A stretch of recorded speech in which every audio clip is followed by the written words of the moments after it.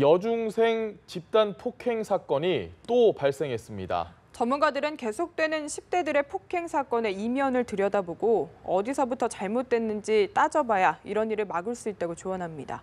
김지수 기자입니다.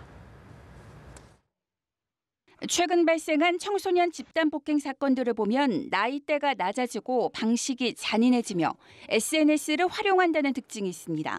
전문가들은 여기에 주목해야 한다고 강조합니다.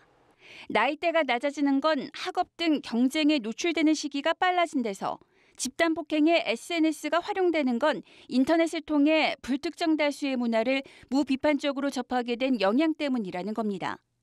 폭행 이유가 누군가 자신의 험담을 하는 것을 참지 못한다는 데서 발생한다는 것도 간과해서는 안 되는데 결국 자존감 부족에서 비롯된다는 게 전문가들의 분석입니다. 청소년기가 또래 평가를 중요시하는 때이기도 하지만 현재 교육 환경 속에서는 오직 소수만이 높이 평가되기 때문에 자존감이 형성되기 어렵다는 겁니다. 전문가들은 교육 환경 개선만이 이 문제를 해결할 수 있다고 주장합니다.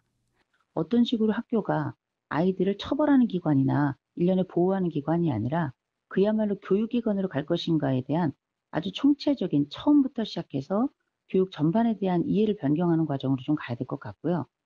어려서부터 자신과 타인의 권익은 상충할 수 있다는 것을 교육시켜야 한다는 목소리도 나옵니다.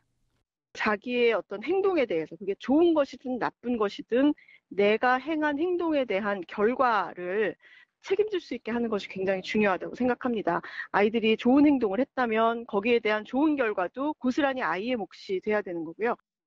청소년 자녀의 인정받고 싶어하는 심리를 이해하고 이를 지지하는 분위기 조성이 전제돼야 한다는 지적입니다. 연합뉴스 TV 김지수입니다.